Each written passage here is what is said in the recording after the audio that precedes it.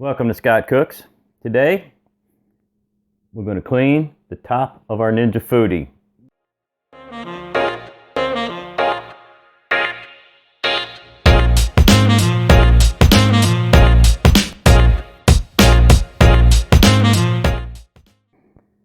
What you're seeing there is over 300 uses of my Ninja Foodi. And yes, I do clean it occasionally as I go. But if you own one, you know the problem. You can't hardly get anything in here. A rag, a sponge, it's almost virtually impossible. So over time, even though I wipe it off and I clean it, this is what you get over time, a long time. So I'm going to give you my disclaimer right now, and I'm going to do it again in the description and probably again at the end.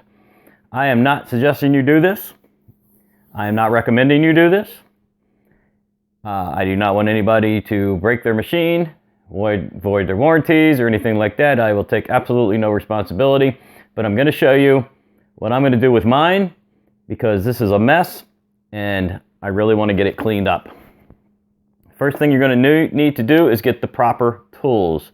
These are some oddball screws, and if you strip the screw heads out, you're never going to get them out, and it's just going to be the way it is. Let me show you what I'm using. Now this is just a little set of some small sockets, some screwdrivers, some hex, and some squares, some V's. I got all kinds of things in here. Just a little mixed kit. You can pick these kits up just about any old hardware store for probably under 20 bucks. But the one I'm using today is labeled CR-V T15. I think the T15 is the part that matters. And you can see what this looks like. You see that? Not a Phillips, it's I'm going to call it a hex. And this is a really good fit. Goes right in the screw. Just pop this in, and you want to get one of these ratchet type so you can get it out and tighten it back up when you're finished. So let's go ahead and pull those screws out. All right. Now you want to have a place handy to put these screws. There's washers behind them. You don't want to lose anything. So I've got washer, lock washer, and a screw that I just took out. And what I'm going to do is just drop it right in the top, that plastic top of the tool container. That way I won't lose it. I know where it is when it's time to put it all back together.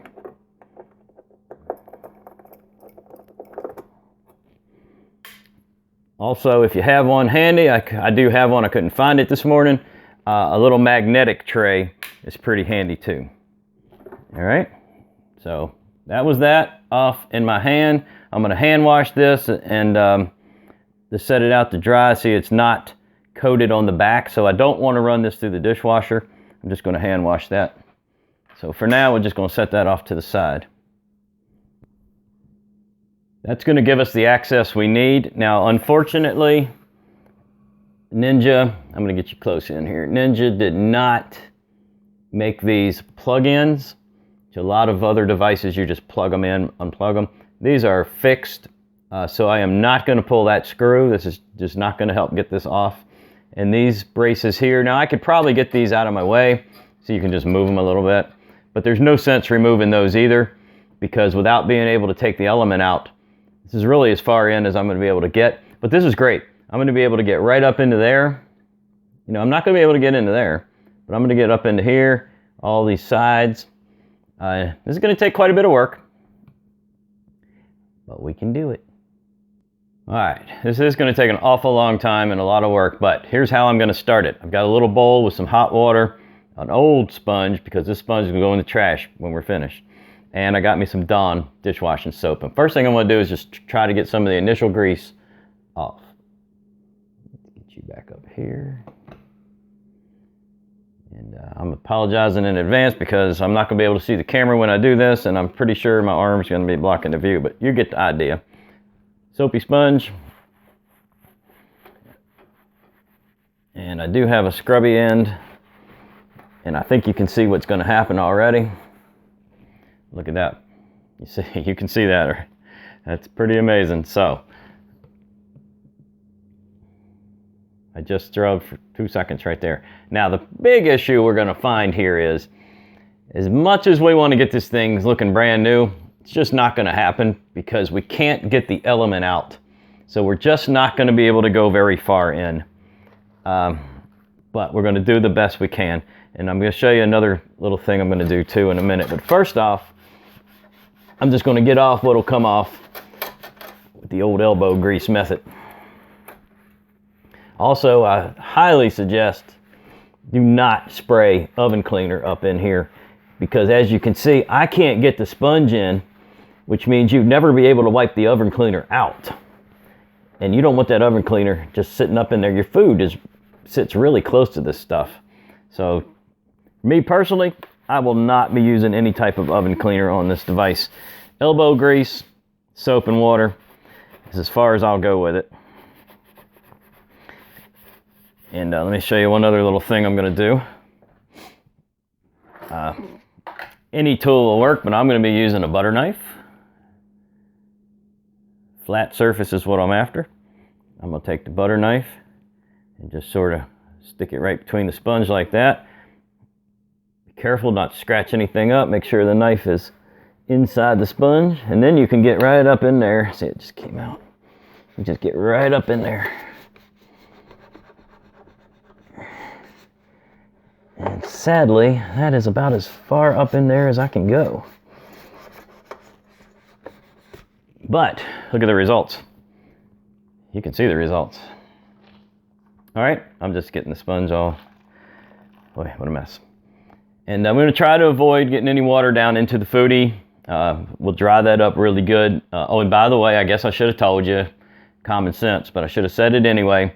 Before I ever even turned this camera on, I unplugged the Foodi. Take no chances. Pull the plug. You ain't got nothing to worry about. So you don't want to scrape. So I'm just trapping the knife behind the sponge and giving it a good scrub. Yeah, it's coming loose. You know, I won't be able to get all of this, but I'm going to get most of it. And sadly, I will not be able to get back up into there. Unless I wanted to completely disassemble the element, probably have to take the whole lid apart. Not going to do that. I don't want to damage this thing. I use it 2 to 3 times a day. I just want to get it as clean as I can get it. All right, guys, I'm going to scrub on this for a few minutes. I'll bring you back when I make a little more progress. Progress report. I've got some Dawn just sitting up there, degreaser.